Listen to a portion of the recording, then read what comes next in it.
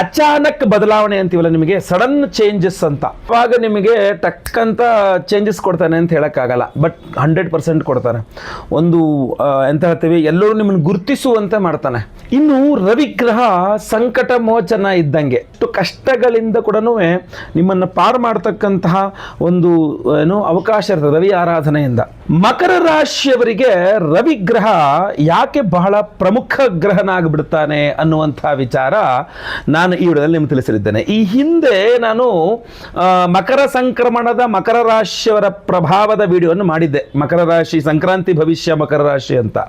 ನಿಮಗೆ ಹೆಚ್ಚು ಕಡಿಮೆ ಅದ್ರ ಹತ್ತತ್ರ ಬರುತ್ತೆ ಇದು. ಬಟ್ ಮಕರ ರಾಶಿಯವರಿಗೆ ರವಿಗ್ರಹ ಯಾಕೆ ಇಂಪಾರ್ಟೆಂಟ್, ಮಕರ ರಾಶಿಯವರ ಯಾವ ಯಾವ ಸಮಸ್ಯೆಗಳು ರವಿಗ್ರಹದ ಆರಾಧನೆಯಿಂದ ಪರಿಹಾರಗೊಂಡು ಬಿಡುತ್ತೆ, ನಿಮ್ಗೆ ಆ ಪ್ರಾಬ್ಲಮ್ ಸಾಲ್ವ್ ಆಗಿಬಿಡುತ್ತೆ. ಅಂದರೆ ನೀವು ಮಕರ ರಾಶಿಯವರಾಗಿದ್ದು ನೀವು ರವಿ ಆರಾಧನೆ ಮಾಡ್ಕೊಂಡ್ರೆ ನಿಮ್ಮ ಯಾವ್ಯಾವ ಪ್ರಾಬ್ಲಮ್ ಸಾಲ್ವ್ ಆಗಿಬಿಡುತ್ತೆ, ಹಾಗೂ ಆ ಆರಾಧನೆಯನ್ನು ಹೇಗೆ ಮಾಡಬೇಕು, ಇದೆಲ್ಲ ಸಂಪೂರ್ಣವಾದ ವಿಚಾರವನ್ನು ಈ ವಿಡಿಯೋದಲ್ಲಿ ಸ್ಪಷ್ಟವಾಗಿ ಒಂದು 10-15 ನಿಮಿಷದೊಳಗೆ ನಿಮಗೆ ತಿಳಿಸ್ಬಿಡೋಕ್ಕೆ ಪ್ರಯತ್ನ ಮಾಡ್ತೇನೆ. ದಯವಿಟ್ಟು ವಿಡಿಯೋನ ಎಂಡ್ ತನಕ ನೋಡಿ, ನಿಧಾನವಾಗಿ ನೋಡಿ, ವಿಡಿಯೋ ಎಲ್ಲ ನೀಟಾಗಿ ನೋಡ್ಕೊಳ್ಳಿ, ಅರ್ಥ ಮಾಡ್ಕೊಳ್ಳಿ. ಬಹಳಷ್ಟು ನಿಮಗೆ ಬೇಕಾಗಿರ್ತಕ್ಕಂಥ ವಿಚಾರಗಳಾಗಿರುತ್ತೆ. ನಮ್ಮ ಪೇಜ್ ನೋಡಿ, ಈ ವಿಡಿಯೋ ನೀವು ಹಿಂಗಂದ್ರೆ ಸ್ಕಿಪ್ ಆಗಿಬಿಡ್ತಾವೆ, ಸಿಗಲ್ಲ. ಸೊ ಅದರಿಂದ ವಿಡಿಯೋನ ಸೇವ್ ಮಾಡ್ಕೊಳ್ಳಿ. ಫಸ್ಟ್ ಪಕ್ಕದಲ್ಲಿ ಫೇಸ್ಬುಕ್ಕಲ್ಲಿ ನೋಡ್ತಾ ಇದ್ದಾರೆ ವಿಡಿಯೋನ ಸೇವ್ ಮಾಡ್ಕೊಳ್ಳಿ. ಆಮೇಲೆ ಫೇಸ್ಬುಕ್ ಅಲ್ಲಿ ನೋಡ್ತಿದ್ರೆ ನಮ್ಮ ಪೇಜ್ ಫಾಲೋ ಮಾಡ್ಕೊಳ್ಳಿ, ನಮ್ಮ ಪೇಜ್ನ ಫಾಲೋ ಮಾಡಿ ಇಟ್ಕೊಳ್ಳಿ.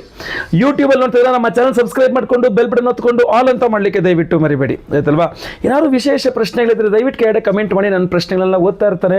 ಆಮೇಲೆ ಇನ್ನು ಒಂದು ಸಹಾಯ ಮಾಡಿ ನನಗೆ, ದಯವಿಟ್ಟು WhatsApp, Facebook, messenger, Telegram, Instagram ಎಲ್ಲ ಕಡೆ ಸಾಮಾಜಿಕ ಜಾಲತಾಣಗಳಲ್ಲಿ, ನೀವು ಬಳಸುವ ಸಾಮಾಜಿಕ ಜಾಲತಾಣಗಳಲ್ಲಿ ದಯವಿಟ್ಟು ಈ ವಿಡಿಯೋ ಲಿಂಕ್ನ ಶೇರ್ ಮಾಡಿಬಿಡಿ. ಯಾರ್ಯಾರು ಮಕರ ರಾಶಿಯವರು ಗೊತ್ತಿಲ್ಲ, ಖಂಡಿತವಾಗಿ ನಿಮಗೊಂದು ಥ್ಯಾಂಕ್ಸ್ ಅಂತೂ ಹೇಳ್ತಾರೆ. ನನಗೆ ಇದು ಬೇಕಾಗಿತ್ತು, ಒಳ್ಳೆ ವಿಡಿಯೋ ಕಳಿಸಿದ್ರೆ ವೆರಿ ಗುಡ್, ನಾನು ಈ ಥರ ಪರಿಹಾರ ನಾನು ಮಾಡ್ಕೊಳ್ತಾ ಇರ್ತೀನಿ, ನಾನು ಟ್ರೈ ಮಾಡ್ತೀನಿ, ನನಗೆ ಇದು ಬೇಕಾಗಿತ್ತು ಅಂತ.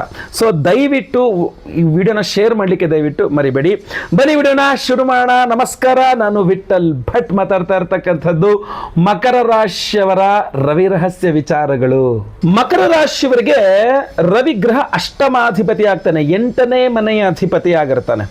8ನೇ ಮನೆ ಅಧಿಪತಿ ಅಂದ್ರೆ ಸಾಮಾನ್ಯವಾಗಿ ಒಂದು ಅಚಾನಕ್ ಬದಲಾವಣೆ ಅಂತೀವಲ್ಲ, ನಿಮಗೆ ಸಡನ್ ಚೇಂಜಸ್ ಅಂತ. ಈ ಸಡನ್ ಚೇಂಜಸ್ಗೆ ರವಿಗ್ರಹ ಬಹಳ ಪ್ರಮುಖವಾದ ಕಾರಣೀಭೂತನಾಗಿರ್ತಾನೆ. ನಿಮಗೆ ಏನೋ ಗೊತ್ತಿಲ್ಲ ಸರ್, ಸಡನ್ ಚೇಂಜ್ ಆಗೋಯ್ತಿದ್ದು. ಈ ಸಡನ್ ಚೇಂಜು ನಿಮಗೆ ಅನುಕೂಲಕರವಾದ ಸಡನ್ ಚೇಂಜ್ ಆದರೆ ನಿಮ್ಮ ಅದೃಷ್ಟ, ಅನಾನುಕೂಲಕರ ಆಗೋ ರೀತಿಯಲ್ಲಿ ಸಡನ್ ಚೇಂಜ್ ಆದರೆ, ನಷ್ಟ ಆಗೋ ಥರ ಸಡನ್ ಚೇಂಜ್ ಆದರೆ ಅದು ನಿಮಗೆ ಸಮಸ್ಯೆ ಆಗಿರ್ತದೆ. ಸೊ ನಾನು ಹೇಳುವಂಥದ್ದು, ಅಚಾನಕ್ ಬದಲಾವಣೆಗೆ ರವಿ ಕಾರಕನಾಗ್ತಾನೆ. ಆದ್ದರಿಂದ ನೀವು ರವಿ ಆರಾಧನೆ ಮಾಡ್ಕೊಂಡ್ರೆ ಏನೇ ಅಚಾನಕ್ ಬದಲಾವಣೆಗಳಾದರೂ ಕೂಡ ನಿಮ್ಮ ಪರವಾಗಿ ಆಗ್ತದೆ, ನಿಮಗೆ ಅನುಕೂಲ ಆಗೋ ರೀತಿಯಲ್ಲಿ ಆಗ್ತದೆ. ಒಂದು ಬಹಳ ವಿಶೇಷವಾಗಿ ಒಂದು ಗುಪ್ತ ಶಕ್ತಿ, ಅಂದರೆ ನಿಮ್ಮ ಹತ್ರ ಒಂದು ಅದ್ಭುತವಾದ ಶಕ್ತಿ ವೃದ್ಧಿ ಆಗಿದೆ, ಬಟ್ ಯಾರಿಗೂ ಗೊತ್ತಾಗಲ್ಲ. ಸೀಕ್ರೆಟ್ ಆಗಿ ನಿಮ್ಮ ಹತ್ರ ಒಂದು ಅದ್ಭುತವಾದ ಶಕ್ತಿ, ಅದ್ಭುತವಾದ ಅಧಿಕಾರ, ಅದ್ಭುತವಾದ ಅವಕಾಶ ನಿಮ್ಮ ಹತ್ರ ಏನೋ ಒಂದು ಬಂದಿದೆ, ಬಟ್ ಯಾರಿಗೂ ಗೊತ್ತಾಗಲ್ಲ. ಸೀಕ್ರೆಟ್ ಆಗಿ ನಿಮ್ಮಲ್ಲೇ ಅದು ವೃದ್ಧಿ ಆಗ್ತಾ ಇರುತ್ತೆ.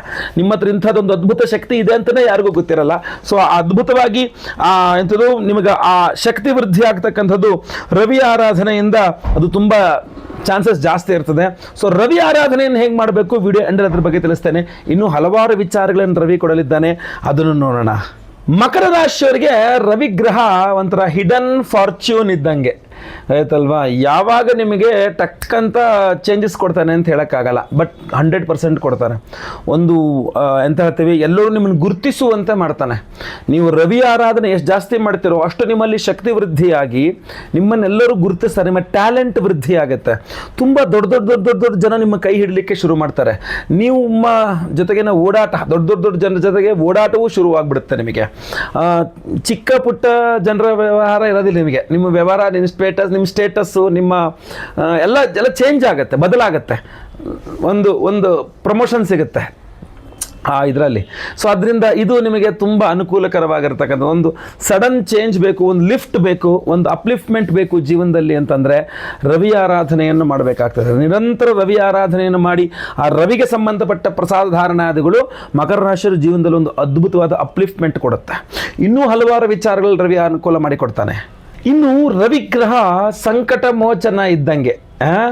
ಮಕರ ರಾಶಿಯವ್ರು ನಿಮಗೆ ಏನಾದರೂ ಸಡನ್ ಕಷ್ಟ ಬಂದ್ಬಿಡ್ತು, ಹಠಾತ್ತನೆ ಕಷ್ಟ ಬಂದ್ಬಿಡ್ತು, ಏನು ಮಾಡೋದು ಈ ಕಷ್ಟಗಳಿಂದ ಅಂತ, ಯಾವುದೇ ಕಷ್ಟ, ಯಾವುದೇ ಸಮಸ್ಯೆ, ಕಷ್ಟ ಅದು ನಿಮಗೆ ಬರಲಿ, ರವಿಗ್ರಹಕ್ಕೆ ಬಂಧ ಮುಕ್ತಿಯನ್ನು ಕೊಡ್ತಕ್ಕಂಥದ್ದು ರವಿಗ್ರಹನ ಆಗಿರ್ತಾನೆ. ಅಂದರೆ ಆ ಕಷ್ಟದಲ್ಲಿ ಏನು ನೀವು ಸಿಲುಕಿಕೊಂಡಿರ್ತೀರಲ್ಲ ಅದರಿಂದ ನಿಮ್ಮನ್ನು ಹೊರತರತಕ್ಕಂಥ ಶಕ್ತಿ ರವಿಗ್ರಹಕ್ಕೆ ಇರ್ತದೆ. ನೀವು ಯಾವುದೇ ಪ್ರಾಬ್ಲಮಲ್ಲಿ ಸಿಗಾಕೊಳ್ಳಿ, ಬೀಸೋ ದೊಣ್ಣೆ ತಪ್ಪಿಸ್ಕೊಂಡ್ರೆ 1000 ವರ್ಷ ಆಯಿಸು ಅಂತಾರಲ್ಲ, ಆ ಥರ ನಿಮ್ಗೆ ಆ ಬೀಸುವ ದೊಣ್ಣೆಯನ್ನು ತಪ್ಪಿಸ್ಕೊಳ್ಳುವಂಥ ಅವಕಾಶವನ್ನಂತೂ ಖಂಡಿತವಾಗಿ ರವಿಗ್ರಹ ಕೊಡ್ತಾನೆ. ಇದರಿಂದ ಏನಾಗುತ್ತೆ, ನೀವು ಮಕರ ರಾಶಿಯವರಾಗಿದ್ದು ಯಾವುದೋ ಒಂದು ಪ್ರಾಬ್ಲಮ್ ಸಿಗಾಕೊಂಡಿದ್ದೀನಿ, ನನಗೆ ಸಡನ್ನಾಗಿ ಇದೊಂದು ಚೂರು ವ್ಯವಸ್ಥೆ ಆಗಿಬಿಟ್ರೆ ಸಾಕು, ಆಮೇಲೆ ನಾನು ಸುಧಾರಿಸ್ಕೊಂಡ್ಬಿಡ್ತೀನಿ, ತೊಂದರೆ ಇಲ್ಲ, ನಂಗೆ ಸಡನ್ನಾಗಿ ಇದೊಂದು ಸ್ವಲ್ಪ ಇದಾಗಬೇಕು, ಅದಕ್ಕೆ ಏನು ಮಾಡಬೇಕು, ಅದಕ್ಕೆ ಸಂಬಂಧಪಟ್ಟಂಥ ರತ್ನಧಾರಣೆ, ಪೂಜೆ ಪುನಸ್ಕಾರಗಳು, ಎಲ್ಲ ಪರಿಹಾರಗಳು ನಾನು ಹೇಳ್ತೀನಿ. ದಯವಿಟ್ಟು ವಿಡಿಯೋ ಎಂಡ್ ತನಕ ನೋಡಿ. ಇನ್ನು ಮಕರ ರಾಶಿಯವರಿಗೆ ರವಿಗ್ರಹ ಒಂದು ಗುಪ್ತ ರಾಜಯೋಗವನ್ನು ಕೊಡ್ತಾನೆ. ಇದೊಂದು ಶಬ್ದವನ್ನು ನೀವು ಅರ್ಥ ಮಾಡ್ಕೊಳ್ಬೇಕು, ಗುಪ್ತ ರಾಜಯೋಗ ಅಂತ. ಇದೊಂದು ಶಬ್ದವನ್ನು ನೀವು ಅಬ್ಸರ್ವ್ ಮಾಡಬೇಕು, ಗುಪ್ತ ರಾಜಯೋಗ ಅಂತ. ಇಲ್ಲಿ ನಿಮ್ಮ ಬೆಳವಣಿಗೆ ಹಿಡನ್ ಆಗಿರುತ್ತೆ, ಅಂದರೆ ಯಾರಿಗೂ ಗೊತ್ತಾಗಲ್ಲ, ಗುಪ್ತವಾಗಿರುತ್ತೆ. ಆ ಸೀಕ್ರೆಟ್ ಸಕ್ಸಸ್ಸನ್ನು ರವಿಗ್ರಹ ನಿಮಗೆ ಖಂಡಿತವಾಗಿ ಕೊಡ್ತಾನೆ. ಅದು ಅಭಿವೃದ್ಧಿಯನ್ನು, ರಾಜಯೋಗವನ್ನು, ಅಂದರೆ ನಿಮ್ಗೆ ಏನೇನೋ ಒಳ್ಳೇದಾಗ್ತಾ ಇರುತ್ತೆ, ಬಟ್ ಯಾರಿಗೂ ಗೊತ್ತಾಯಿರಲ್ಲ ನಿಮ್ಮಲ್ಲಿ ಏನೋ ಒಳ್ಳೇದಾಗ್ತಾಯಿದೆ, ನಿಮಗೇನೋ ತುಂಬ ಚೆನ್ನಾಗಾಗ್ತದೆ, ಅನುಕೂಲ ಆಗ್ತಾಯಿದೆ ಅಂತ. ಇದರಿಂದ ಏನಾಗುತ್ತೆ, ದೃಷ್ಟಿ ಕಡಿಮೆ ಆಗುತ್ತೆ. ಹಾಗೂ ನಿಮ್ಗೆ ಏನು ಒಳ್ಳೇದಾಗಿತ್ತಲ್ಲ, ನಿಮ್ಗೆ ಒಳ್ಳೇದಾಗುತ್ತಲ್ಲ, ಅದು ನಿರಂತರವಾಗಿರುತ್ತೆ, ಕಂಟಿನ್ಯೂಟಿ ಆಗಿರುತ್ತೆ, ದೀರ್ಘಕಾಲಿಕವಾಗಿ ಒಳ್ಳೇದಾಗ್ತಾ ಇರುತ್ತೆ. ಯಾವಾಗ ಎಲ್ಲರಿಗೂ ಗೊತ್ತಾಗುತ್ತೆ, ದೃಷ್ಟಿ ಆಗುತ್ತೆ, ಅಲ್ಲಿಗೆ ನಿಂತ್ಕೊಬಿಡ್ತದೆ. ಸೊ ಅದರಿಂದಾಗಿ ಇದು ತುಂಬ ಅನುಕೂಲಕರ. ಸೊ ನೀವು ಮಕರ ರಾಶಿಯವರು ರವಿ ಆರಾಧನೆಯನ್ನು ಮಾಡ್ಕೊಂಬಿಟ್ರೆ ನಿಮಗೆ ಈ ರೀತಿಯಲ್ಲಿ ಗುಪ್ತರಾಜ ಯೋಗ ತುಂಬ ಚೆನ್ನಾಗಿರುತ್ತೆ. ನೀವು ಭಾಳ ಕೇಳ್ತಾ ಇರ್ತಿರಲ್ಲ, ಒಳ್ಳೆ ನಮ್ಗೆ ಯಾವ ಬರ್ತದೆ ರಾಜಯೋಗ ಅಂತೇಳಿ, ನಿಮಗೆ ಗುಪ್ತರಾಜ ಯೋಗದ ಅವಕಾಶ ಇರ್ತದೆ ರವಿಗ್ರಹದ ಆರಾಧನೆ ಮಾಡೋದ್ರಿಂದ. ಅದು ಈಗ ಮಕರ ಸಂಕ್ರಾಂತಿ ಸಮಯದಲ್ಲಂತೂ ಇನ್ನೂ ಅದ್ಭುತ ಆಯ್ತಲ್ಲ. ಮಕರ ಮಾಸದಲ್ಲಿ ನಿಮ್ಮ ರಾಶಿಯಲ್ಲಿಯೇ ರವಿಗ್ರಹ ಇರ್ತಾನೆ ಅಂತಂದಾಗ ಇನ್ನೂ ಅದ್ಭುತವಾದಂತಹ ಸಮಯ. ಅದರ ಬಗ್ಗೆಲ್ಲ ಹೇಳ್ತೇನೆ ನಾನು ವಿಡಿಯೋ ಎಂಡಲ್ಲಿ.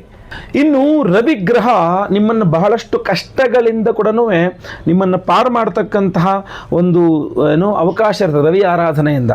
ನಿಮಗೆ ಅಚಾನಕ್ಕಾಗಿ ನಷ್ಟ ಆಗಿಬಿಟ್ರೆ, ಏನೋ ವ್ಯವಹಾರ ಮಾಡ್ತಾಯಿದ್ದೀನಿ, ಅಚಾನಕ್ ನಂಗೊಂದು ನಷ್ಟ ಆಗೋಯ್ತು ಅಂದರೆ, ಲಾಸ್ ಆಯಿತು ಅಂದರೆ, ಆ ಅಚಾನಕ್ ನಷ್ಟದಿಂದ ನಿಮ್ಮನ್ನು ಬರ್ತಕ್ಕಂಥದ್ದು ರವಿಗ್ರಹನಾಗಿರ್ತಾನೆ.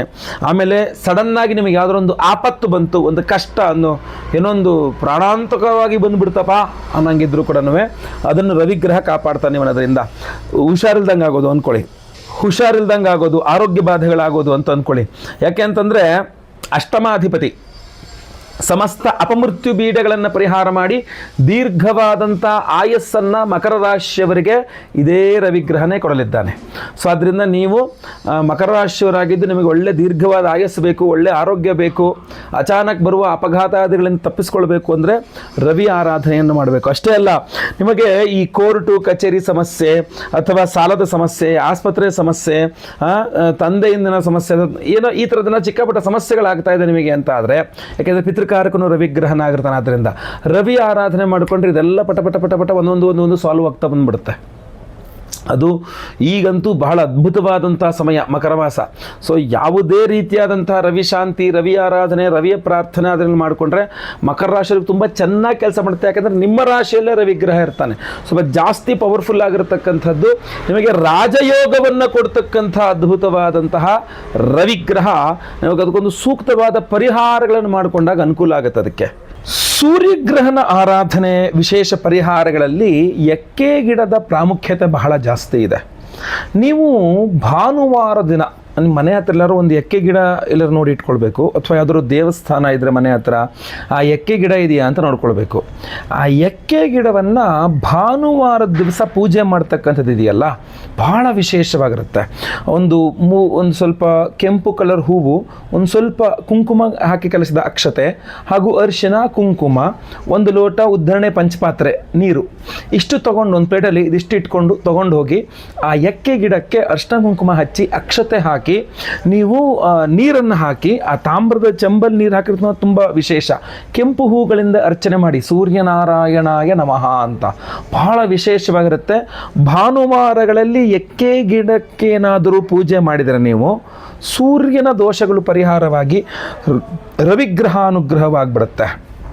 ಅಷ್ಟೇ ಅಲ್ಲ, ನೀವು ಅದೇ ಒಂದು ಗಿಡಕ್ಕೆ ನೀವೊಂದು ಕೆಂಪು ದಾರವನ್ನು ನೀವು ಮನಸ್ಸಲ್ಲಿ ಏನೋ ಒಂದು ಸಂಕಲ್ಪ ಮಾಡಿಕೊಂಡು ಅದನ್ನು ಆ ಗಿಡಕ್ಕೆ ಕಟ್ಟು ಬಂದರೂ ಕೂಡ ಕಟ್ಬಿಟ್ಟು ನನಗೆ ಇಷ್ಟು ಕೆಲಸ ಆಗಬೇಕು ಅಂತ ಅಂದ್ಕೊಂಡು ಕಟ್ಬಿಟ್ಟು ಬಂದರೂ ಕೂಡ ಕೆಂಪು ದಾರ 3 ಎಳೆ ದಾರ ತುಂಬ ಚೆನ್ನಾಗಿ ನಿಮ್ಮ ಕಾರ್ಯಸಿದ್ಧಿ ತುಂಬ ಚೆನ್ನಾಗಾಗುತ್ತೆ. ಫಸ್ಟ್ 9 ಭಾನುವಾರಗಳು ಪೂಜೆ ಮಾಡಬೇಕು, 9ನೇ ಭಾನುವಾರ ಕಟ್ಟಬೇಕು, ಗೊತ್ತಾಯ್ತಲ್ವಾ? ಆವಾಗ ನಿಮ್ಮ ಕಾರ್ಯಸಿದ್ಧಿ ತುಂಬ ಚೆನ್ನಾಗಿ ಆಗ್ತಕ್ಕಂಥದ್ದು. ಇಲ್ಲ ನೀವೇ ಕೈಯಲ್ಲಿ ಕಟ್ಕೊಳ್ತೀನಿ ಅಂದ್ರೂ ಒಂದು 3 ಎಳೆ ಅಥವಾ 9 ಎಳೆ ಇದನ್ನು ಕೆಂಪು ದಾರವನ್ನು ನವಗ್ರಹ ಮಧ್ಯದಲ್ಲಿ ಸೂರ್ಯ ಇರ್ತಾನೆ, ಸೂರ್ಯನ ಬುಡದಲ್ಲಿ ಆ ದಾರದುಂಡೆ ಇಟ್ಟಿಸಿ ಅದಕ್ಕೆ ಪೂಜೆಗಳು ಅಭಿಷೇಕಗಳು ಮಾಡಿ ಅದು ಒದ್ದೆ ಆದರೂ ಇನ್ನೂ ಒಳ್ಳೆಯದೇ. ಸೂರ್ಯನ ಅಭಿಷೇಕ ಮಾಡಿದ ನೀರಿನಲ್ಲಿ ಅದು ಒದ್ದೆ ಆದರೂ ತುಂಬ ಒಳ್ಳೆಯದು, ಇದಾಯ್ತಲ್ವಾ? ಸೊ ಅದು ಆಮೇಲೆ ಕುಂಕುಮಾರ್ಚನೆ ಮಾಡಿಸಿ ಅಷ್ಟೋತ್ತರ ಪೂಜೆ ಮಾಡಿಸಿ ನಂತರ ಅಭಿಮಂತ್ರಿತವಾದ ಆ ದಾರವನ್ನು ನಿಮ್ಮ ಕೈಗೆ ಬಲಗೈಯಲ್ಲಿ ಕಟ್ಕೊಳ್ತಕ್ಕಂಥದ್ದು ಇದೆಯಲ್ಲ, ರವಿಯ ಒಂದು ಅದ್ಭುತವಾದ ರಕ್ಷಣೆ ಯಾವಾಗಲೂ ಸಹ ನಿಮಗೆ ಇರ್ತದೆ, ಯಾವಾಗೂ ಬೇಕಾಗಿರ್ತಕ್ಕಂಥದ್ದು ಅಂತ. ಇದ್ರ ಜೊತೆಗೆ 3ನೇದಾಗಿ ಭಾನುವಾರದ ದಿವಸ ಬಹಳ ಮುಖ್ಯವಾಗಿ ಈಶ್ವರ ಆರಾಧನೆ ಅಥವಾ ಭಾನುವಾರದ ದಿವಸ ನಾರಾಯಣ, ಶ್ರೀಮನ್ನಾರಾಯಣ, ಸೂರ್ಯನಾರಾಯಣ ಅನ್ನುವ ಹೆಸರಿನಲ್ಲಿ. ಈಗ ನೀವು ನಾರಾಯಣನ ಹೆಸರಿನಲ್ಲಿ ಪೂಜೆ ಮಾಡಬೇಕು, ಜಪ ಮಾಡಬೇಕು, ಆರಾಧನೆ ಮಾಡಬೇಕು ಅಂದರೆ ಓಂ ಸೂರ್ಯನಾರಾಯಣಾಯ ನಮಃ ಈ ಒಂದು ಮಂತ್ರವನ್ನು ಪ್ರತಿ ಭಾನುವಾರ ಒಂದು 1008 ಸಲ ಜಪ ಮಾಡಬೇಕು, ಆಯ್ತಲ್ವ? ತುಂಬ ಒಳ್ಳೆಯದು. ಇಲ್ಲ ಬರೀರಿ, ಒಂದು ಪೆನ್ ತಗೊಂಡು ಬರೀರಿ, ಓಂ ಸೂರ್ಯನಾರಾಯಣಾಯ ನಮಃ 333 ಬಾರಿ ಬರೀರಿ, ತುಂಬ ಅನುಕೂಲ ಆಗ್ತಕ್ಕಂಥದ್ದು. ಈಶ್ವರ ಆರಾಧನೆ ಮಾಡಬೇಕಾದ್ರೆ ರುದ್ರ ತ್ರಿಶತಿ ಅಂತ ಹೇಳ್ತಾರೆ. ಆ ರುದ್ರ ತ್ರಿಶತಿ ಮಂತ್ರಗಳಿಂದ ಈಶ್ವರ ದೇಗುಲದಲ್ಲಿ ಬಿಲ್ವ ಪತ್ರೆಯಿಂದ ಈಶ್ವರನಿಗೆ ಭಾನುವಾರದ ದಿವಸ ವಿಶೇಷವಾಗಿ ಆರಾಧನೆ ಮಾಡಿ ಅಲ್ಲಿ ಸೂರ್ಯನ ಅಷ್ಟೋತ್ತರವನ್ನು ನೀವು ಪಠನೆ ಮಾಡಿಕೊಳ್ತಕ್ಕಂಥದ್ದು, ಆ ಕೆಂಪು ದಾರವನ್ನು ಅಲ್ಲಿಟ್ಟು ಅದನ್ನು ಕೈ ಕಟ್ಕೊಳ್ತಕ್ಕಂಥದ್ದು ಕೂಡ ನಿಮಗೆ ತುಂಬ ಅನುಕೂಲ ಆಗ್ತಕ್ಕಂಥ ಒಂದು ಪರಿಹಾರವಾಗಿರುತ್ತೆ. ಈ ಎಲ್ಲ ಸಿಂಪಲ್ ಪರಿಹಾರಗಳ ಜೊತೆಯಲ್ಲಿ ನೀವು ಆದಿತ್ಯ ಹೃದಯ ಸ್ತೋತ್ರ ಪಠನ ಇರಬಹುದು, ರವಿಗ್ರಹ ಸ್ತೋತ್ರ ಪಠನ ಇರಬಹುದು, ಕೆಂಪು ವಸ್ತ್ರದಲ್ಲಿ ಗೋಧಿ ದಾನ ಮಾಡ್ತಕ್ಕಂಥದ್ದು ಇರ್ಬೋದು, ಇದೆಲ್ಲ ವರ್ಕೌಟ್ ಆಗುತ್ತೆ, ಕೆಲಸ ಮಾಡುತ್ತೆ. ಬಟ್ ಪವರ್ಫುಲ್ ಆಗಿರ್ತಕ್ಕಂಥದ್ದು ಬೇಕು ಅಂತಂದರೆ ಒಂದು ವಿಶೇಷವಾದ ರತ್ನ ಇದೆ. ಆ ವಿಶೇಷವಾದ ರತ್ನವೇ ಇದು ರಾಜವರ್ಧನ ಮಣಿ ಅಂತ. ಸೊ ಈ ರಾಜವರ್ಧನ ಮಣಿ ಅನ್ನುವಂಥದ್ದು ಬಹಳ ವಿಶೇಷವಾಗಿರ್ತಕ್ಕಂಥ ರವಿಯ ಅನುಗ್ರಹವನ್ನು ಕೊಡುವ ಶಕ್ತಿ ಇರತಕ್ಕಂಥ ರತ್ನ. ಈ ರಾಜವರ್ಧನ ಮಣಿ ರಾಜಯೋಗವನ್ನು ಜೀವನದಲ್ಲಿ ವೃದ್ಧಿ ಮಾಡ್ತದೆ ಅಂತ ಹೇಳ್ತಾರೆ. ರವಿ ಅನುಗ್ರಹ ತುಂಬ ಚೆನ್ನಾಗಿ ಬರ್ತದೆ, ಆಯ್ತಲ್ವಾ? ಸೊ ಈ ಒಂದು ವಿಶೇಷವಾದಂತಹ ರಾಜವರ್ಧನ ಮಣಿಯ ಉಂಗುರವನ್ನು ನಾವು ಪ್ರತಿಯೊಬ್ಬರಿಗೂ ಕೊಡ್ತಾ ಇದ್ದೇವೆ, ರಿಗಾರ್ಡ್ಲೆಸ್ ಯಾವುದೇ ರಾಶಿಯವ್ರು ನೀವು ಬೇಕಾದ್ರೂ ಆಗಿರಲಿ, ಯಾವ ನಕ್ಷತ್ರದವ್ರು ಬೇಕಾದ್ರೂ ಆಗಿರಲಿ, ರವಿಯ ಅನುಗ್ರಹ ಬೇಕಾ, ರಾಜವರ್ಧನ ಮಣಿಯನ್ನ ಧಾರಣೆ ಮಾಡ್ಕೊಳ್ಬಹುದಾಗಿರ್ತದೆ. ನಾವು ಈ ವಿಶೇಷವಾದಂತಹ ರಾಜವರ್ಧನ ಮಣಿಯನ್ನ ಇದೇ ಜನವರಿ 18ನೇ ತಾರೀಕು ಅಮಾವಾಸ್ಯೆ ಭಾನುವಾರ ದಿವಸ, ಯಾಕಂದ್ರೆ ಭಾನುವಾರ ರವಿಯ ವಾರದ ದಿವಸ ಅಮಾವಾಸ್ಯೆ ಜನವರಿ 18ನೇ ತಾರೀಕೆ ವಿಶೇಷವಾದಂತಹ ಹೋಮಗಳಲ್ಲಿ ಎನರ್ಜೈಸ್ ಮಾಡ್ತಾ ಇದ್ದೇವೆ. ಗಮನಿಸಬೇಕು ನೀವು ಇದನ್ನ. ಅದರಲ್ಲಿ ಮೊಟ್ಟ ಮೊದಲನೆಯದು ಸಹಸ್ರ ರವಿಶಾಂತಿ ಹೋಮ. 1008 ಸಂಖ್ಯೆಯಲ್ಲಿ ರವಿಗ್ರಹಕ್ಕೆ ಹೋಮವನ್ನು ಮಾಡಿ ಆ ರಾಜವರ್ಧನ ಮಣಿಯನ್ನ ಆ ರವಿಶಾಂತಿ ಹೋಮದಲ್ಲೇ ಎನರ್ಜೈಸ್ ಮಾಡ್ತಕ್ಕಂಥದ್ದು. ರವಿಯ ವಾರ ರಾಜವರ್ಧನ ಮಣಿಯನ್ನ ಸಹಸ್ರ ರವಿಶಾಂತಿಯಲ್ಲಿ ಎನರ್ಜೈಸ್ ಮಾಡಿ ನಿಮಗೆ ಕೊಟ್ಟಾಗ ಇದನ್ನು ನೀವು ನಿಮ್ಮ ಉಂಗುರದ ಬೆರಳಲ್ಲಿ ಧಾರಣೆ ಮಾಡಿಕೊಳ್ತಕ್ಕಂಥದ್ದು ಬಹಳ ಪವರ್ಫುಲ್ ಆಗಿರ್ತದೆ, ಒಳ್ಳೆ ಶಕ್ತಿಯನ್ನು ಕೊಡ್ತದೆ, ರವಿಯ ಅನುಗ್ರಹವನ್ನು ಕೊಡ್ತದೆ. ಬರೀ ಅಷ್ಟೇ ಅಲ್ಲ, ಇನ್ನೂ ಇದೆ, ಬಹಳ ವಿಶೇಷವಾದ ಹೋಮಗಳನ್ನು ಮಾಡ್ತಾ ಇದ್ದೇವೆ ಅವತ್ತಿನ ದಿವಸ. ಅಶ್ವಾರೂಢ ಪಾರ್ವತಿ ಮಂತ್ರ ಹೋಮ ಅಂತ ಮಾಡ್ತಾ ಇದ್ದೇವೆ. ಒಂದು ಅದ್ಭುತವಾದ ವಿಶೇಷವಾದ ನಿಗೂಢವಾದಂತಹ ಹೋಮ ಅಶ್ವಾರೂಢ ಪಾರ್ವತಿ ಹೋಮ.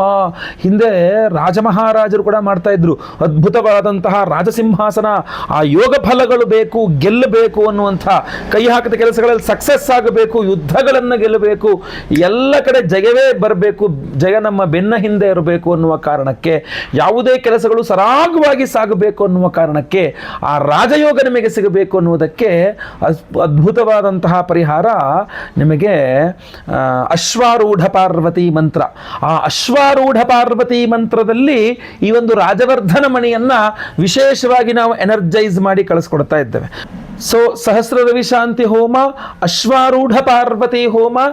ಅಮಾವಾಸ್ಯೆ ದಿವಸ ನಾವು ಸಾಮಾನ್ಯವಾಗಿ ಮಾಡ್ತಕ್ಕಂಥದ್ದು ಯಾವುದು? ಈ ಮಾಟ ಮಂತ್ರಗಳು, ದೃಷ್ಟಿದೋಷಗಳು, ಶತ್ರುಬಾಧೆಗಳು, ಈ ತೊಂದರೆ ಕೊಡ್ತಕ್ಕಂಥ ಎಲ್ಲ ನೆಗೆಟಿವ್ ಎನರ್ಜೀಸ್ ದೂರ ಆಗಬೇಕು ಅಂತ. ಅದೇ ಕಾರಣಕ್ಕೋಸ್ಕರ ಅಘೋರಾಸ್ತ್ರ ಹೋಮವನ್ನು ಸಹ ಮಾಡ್ತಾ ಇದ್ದೇವೆ. ಆ ಅಘೋರಾಸ್ತ್ರ ಹೋಮದಲ್ಲೂ ಸಹ ಈ ಒಂದು ರಾಜವರ್ಧನ ಮಣಿ ಅಮಾವಾಸ್ಯೆ ವಿಶೇಷ ಹೋಮಗಳಲ್ಲಿ ಎನರ್ಜೈಸ್ ಆಗಿರುತ್ತೆ. ಅದ್ರ ಜೊತೆಗೆ ಅವಿವಾಹಿತರಿಗೆ ವಿವಾಹ ಸಿದ್ಧಿಯಾಗಬೇಕು, ವಿವಾಹಿತರಿಗೆ ಅನ್ಯೋನ್ಯ ಸುಖ ದಾಂಪತ್ಯ ಜೀವನ ಸಿಗಬೇಕು. ಸ್ವಯಂವರ ಪಾರ್ವತಿ ಮಂತ್ರ ಹೋಮವನ್ನು ಮಾಡ್ತಾ ಇದ್ದೇವೆ. ನಿಮಗೆ ಗುರುಬಲ ಇಲ್ಲ, ಗುರುಬಲ ಸಿಗುವಂಗಾಗಬೇಕು, ಅಥವಾ ಗುರುಬಲ ಇದೆ, ಗುರುಬಲ ಕೆಲಸ ಮಾಡ್ತಾ ಇಲ್ಲ, ಆ ಗುರುಬಲ ಕೆಲಸ ಮಾಡುವಂಗಾಗಬೇಕು. ಗುರುಶಾಂತಿ ಮಾಡ್ತಾ ಇದ್ದೇವೆ. ಅಷ್ಟಮ ಶನಿ, ಪಂಚಮ ಶನಿ, ಅರ್ಧಾಷ್ಟಮ ಶನಿ, ಸಾಡೆ ಸಾತಿ ಶನಿ, ಮಹಾದಶೆ, ಅಂತರ್ದಶೆ, ಪ್ರಾಣದಶೆ, ಸೂಕ್ಷ್ಮದಶೆ, ಯಾವುದೇ ರೀತಿಯ ಶನಿ ಪ್ರಭಾವ ಇದ್ರೂ ಸಹ ಅದು ಪರಿಹಾರವಾಗಬೇಕು ಅಂತ ನಾವು ಶನಿಶಾಂತಿ ಹೋಮವನ್ನು ಮಾಡ್ತಾ ಇದ್ದೇವೆ. ಯಾವುದೇ ಗ್ರಹಗಳ ಒಂದು ದೋಷ, ನವಗ್ರಹಗಳಲ್ಲಿ ಯಾವುದೇ ಗ್ರಹದ ದೋಷವಿದ್ರೂ ಪರಿಹಾರ ಆಗಲೇಬೇಕು ಅಂತ ಹೇಳಿ ನವಗ್ರಹ ಶಾಂತಿ ಹೋಮಗಳನ್ನು ಮಾಡ್ತಾ ಇದ್ದೇವೆ.